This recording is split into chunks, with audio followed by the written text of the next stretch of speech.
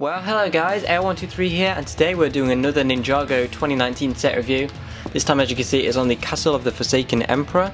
There you can see the front of the box, and then turning this thing around, there we can see the back of the box with all of the features that this set has to offer. So now that that's out of the way, we can go ahead and start by taking a look at the minifigures. So the first minifigure we have here is the Ice Emperor. So here you can see all of his detailing. He does have that very nice new chest piece there in the white colour with the translucent blue bits on it. He does come with this scroll of Forbidden Spinjitzu, which is in blue, but you can put anyone on that if you want to. So you can see that design, and it also just on this kind of spear piece there. And as for the minifigure himself, there you can see his face, which is on that translucent blue piece, which looks very nice. And then there we can see all of his torso detailing and leg detailing there, with all the ice kind of coming around on him. And then there we can see the back detailing, which also looks very nice. And then putting this armour back on, there you can see the back of that, which looks pretty good. And also the back of this helmet piece, which that helmet is a very nice piece there with the translucent blue on it. So yeah, that is it for the Ice Emperor. Next up we have got FS Lloyd. This is the Forbidden Spinjitzu version of Lloyd, but really there is nothing new about this minifigure. The only difference is the mask piece. Everything else is exactly the same as the other two sets he comes in. So there you can see his torso and leg detailing and the face print there. But obviously the mask is different and exclusive to this set because his spinner has a gold version. And you can see he does have this sword in gold there. And then there you can see the back of his face and torso, and the back of the mask there. So that's really it for Forbidden Spinjitzu Lloyd. And next up we have got Cole here. This is just the regular version of Cole. So there you can see his torso and leg detailing. He does come with this hammer piece that you can use as his weapon. But he also has his sword in the back there. And you can see the mask there, which is the legacy version, just recoloured. There you can see his face, and the back of his face, which looks much better. And then there you can see the back print, which is pretty nice. So that is pretty much it for Cole. Good minifigure, but this is like the only way to get him other than the bounty, and that is his Forbidden Spinjitzu version. So yeah, this is the only way to get the actual normal version of Cole. The next figure here is General Vex. He does come in the Shurikopter, and I'm not sure if he comes in any other sets. He does have this spear here, it's just a basic weapon there. But there you can see him, and you can see his face there, which he has got that kind of icy moustache. You just have the same armor piece as the Ice Emperor, just in a different colour. There you can see the torso print. He does have a translucent blue arm, which looks pretty good. And then there you can see the back detailing, and of course the back of his helmet and the back of this armor piece there. So that's pretty much it for General Vex. Next up we have got a Blizzard Swordsman. As you can see, however, the torso and leg detailing are exactly the same as General Vex. He does have this nice hat in black there, and then that face there, which I'm not sure if it's exclusive for this figure, but it's definitely exclusive for this character, I think. So there you can see that, the trans blue. There is a back of the head, but it is just that little hair piece there. And then he does have this cape, of course, in the older style, so we can turn that around, and then you can see the back detailing, which again is the same as General Vex's, because they are basically the same minifigure, just the difference being the head and armour. And he does of course come with these two blue katanas, which are very, very nice additions. And then next here we have got a Blizzard Archer. So as you can see, he comes with a crossbow. And there you can see his torso and leg detailing and the face there. And then there is his second face and the back detailing. And this figure isn't exclusive, but of course you can put the helmet on him. And he also has that little shoulder piece there. Not exclusive, but it is a nice thing to get, nice to build an army of Blizzard warriors. So yeah, pretty nice. And the final minifigure we have here is Akita. Now she is some kind of dog wolf thing, but I'm not really sure. But anyway, there you can see the torso and leg detailing, which is decent. The face there with the mask, which is a nice little hairpiece there with the little wolf thing moulded in. And there you can see the hairpiece. There you can see her face, and of course she does have this weird cape thing with the 4 little tail things coming off. And then there is her second face, and you can put the head back on there to show that. And then underneath all of that there is her back detailing. So an interesting figure. She does come with this little sword there, but not my favourite of the set. Yeah, that's really it for the minifigures. So now we can move on to the set itself. So the first little thing in this set that we get is the Forbidden Spinjitzu Lloyd spinner. So here you can see it is in that gold and green colour there, and it has got glitter in it, which I think looks very nice. But there you can kind of see the overall design of that. And then you can put Lloyd in this spinner just like this. He fits in pretty nicely, and you can spin it simply just by doing that. And as you can see, it does spin pretty well, even on the little bricks there. So yeah, it's a nice addition, not too much, and of course you can combine it with the Spinjitzu slams if you want to use it that way. But yeah, it's a nice little spinner piece, and it is a great addition to the set. And so here is the main build of the set itself. This is of course the Forbidden Emperor's castle, or fortress, or whatever you want to call it. So we get the main kind of big castle build itself here, and we also just get this little kind of turret off to the side. So we'll start by taking a look at that.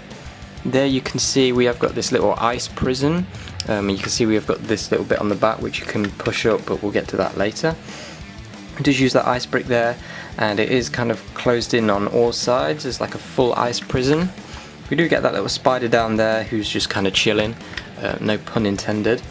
We get a little sword down there which you can use on a minifigure, and then moving up there is really nothing up here, it's just more ice. And then we do get to the main turret where you can put a minifigure if you want. And then we get the crossbow up the top there, and that has two brown spring-loaded shooter missiles in there. And of course you can move this up and down to aim it, and you can also turn it all the way around, which I think is very nice.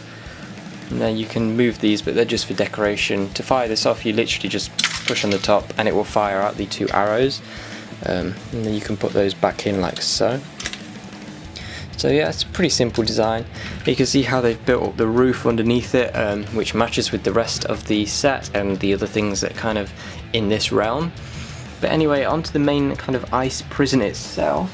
What you can do with this is around the back, you just pull that down there, and then you can stick a minifigure in there and close it up. I have to take the sword out first.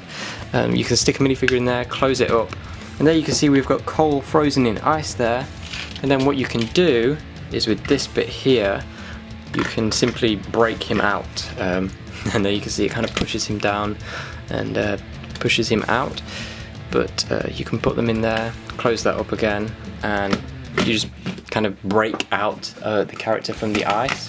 There's nothing really much to it, but I think it's a nice little feature. It's a nice thing that you can kind of role play with, of breaking people out of the ice.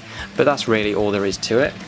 So that is that main build out of the way. Now we can get onto the actual castle itself, and we start down here with this little walkway, which they've built up very nicely.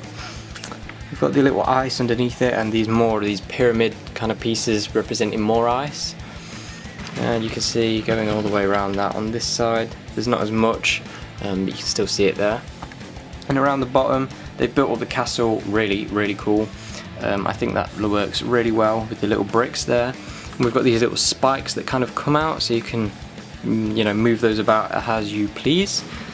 And you can see we've got these big pillars that have kind of collapsed at the sides, kind of making a little archway at the top there, which leads into the Emperor's throne in there. And then moving around this side, you can see more of the kind of built up kind of sloping and stuff. And we've got more of these little pieces. This one, I'm assuming, could be a spear that's like a secret weapon that they can pull out of the ice at any time they want, if they choose, but I'm not too sure. And moving this around to the back, you can see we've got these big ice pieces here, which they can be moved up, and you'll see what that's about in a minute. And there we've got this little bucket, and it has got some weapons and tools for the ice warriors. They've got a sword, a shovel, and a little another sword in there, a katana. We've got that pillar in the back there, and that is kind of covering up one of the pictures in the back. It is a little portrait of kind of General Vex. We have that shield up top with the ice people's symbol. And then we have a little outpost for one of the warriors to stand. But we'll get to that in just a bit. And in the back here, on this side, you can see we've got this little barrel which has got a hockey stick, and it also has some ice skates and a hockey puck inside of it, if you can see those. And as you can see around there, we've got that little sticker of the Ice Emperor himself in there. And we also have a little station up at the top there for the ice kind of crossbow guy, the ice blizzard ice warrior, whatever. And so the main kind of feature of this set is that what you can do is with this little kind of pillar with the 4 ice spikes coming up is it's very simply you just kind of twist it and the whole castle will open up, and then it will kind of get stuck and you have to kind of do the rest manually. But yeah, that's really all there is. So you can just close that up again, and then you can twist it and the whole kind of thing will open up. It's a cool feature. It makes the castle look a bit more intimidating, but it does look very, very good when it is closed up as well. You can see kind of on the rooftops the little ice bits that are kind of coming off there. You can see some of the ice that's covering the black main part of the stronghold, and again over on this side. And we've got more of those little shield pieces making up some defences. See, we've got the flags in the background. There's one on each side and they can be positioned up and down. And you can see we've got the little bowcaster there that you can fire off. Just fires off a little ice piece and you can reload that like so. And again, there are those pillars which make up the nice little archway. And there you can see the rooftop of each of the little castle bits. They are the same on each side, the only difference being these little pieces at the top. These little black pieces, they're the only real difference. There you can see the spear on this side and the flag again there. And then in the back, there you can see the little outpost, which is where you can stand your figures if you so please. So we can stand the archer in here like so, and he can just kind of be on watch out. And then down there, not sure if you can see it much, but there is the image of the Ice Emperor. And then over on this side we have got the image of General Vex. Not sure what the significance of that is, but by the sounds of it they seem to be the 2 main ice villains. And there you can see the back of the throne of the Ice Emperor. And as you can see, when this opens up, those ice pieces do get moved up like so. And then turning back around to the front, you see the little walkway up to the throne there, using a lot of ice pieces and the little ice staircase up to it. And then very simply what you can do is you can simply sit or stand the Ice Emperor on his throne, and he can look over the whole land kind of menacingly. You can have other kind of lowly peasants walking up these steps to kind of inform him of what's going on if you want to. But yeah, it's a very nice kind of built up area and I definitely appreciate that. But that's really all there is for the main castle itself, so now we can move on to looking at the dragon. And there it is, and as you can see, the dragon is pretty big. So as you can see, it's got a very, very large wingspan that doesn't really fit on the screen there. As you can see there. The wings are using those plastic pieces, but sadly they can't really fold up, otherwise it will kind of mess the whole thing up. They don't have the same kind of folds in them as the firstborn dragon does. But as you can see on the body, and they do have those little friction joints which makes for flapping the wings and posing them a lot easier, because they are pretty heavy due to kind of the large size, of course. You can see on the dragon itself, the neck, how they've built that up there. It has got this main ball joint there which can move up and down, but then it has got 2 little mixel ball joints for the rest of the neck, so you get a lot of articulation from this, and that is definitely a bonus. As you can see on the dragon, its face there, it's very nice. You've got the eye in there, and you can open the mouth like so and close it if you want. And again, the head, of course, on that ball joint with the neck, that makes it very poseable, and I definitely appreciate that. Definitely one of the best dragons in terms of posability. On the main body, we've got a little space there to sit a single villain, so you can quite literally just sit a villain on there like so and have them fly the dragon if you want to, but that is not necessary. There is kind of no harness on it, so you don't need to do that. And then moving down, we'll just take the wings off to make this easier. I think that's going to be the best case. You can see the body, how they've built that up there, and there you can see it from the top. We've got more of those ice pyramid pieces. The legs are using ratchet joints, so there's not much articulation there, but they have also got a ball joint in the feet with a friction joint on it to kind of keep the whole thing standing up well. So that is again another bonus that I definitely appreciate. You can see how they've done the feet there with those little toes, which look very nice. And then the tail, as you can see, this back bit is on those little ratchet joints, and then the rest of the tail is on little mixer ball joints, so that can be positioned around very, very nicely. So yeah, that's really all there is to this set. So now I think we can get onto the ratings for the set. And quickly before we get onto the ratings for the set, we'll start by taking a look at the instructions. As you can see, very big book here, and it is very thick. So yeah, front is the same as the front of the box. Then in the back, piece count, and then we have a few advertisements for the new sets. So there you can see all of the ice sets. I've reviewed 2 of those, and I will not be getting Lloyd's mech because I'm not a big fan of that set. But yeah.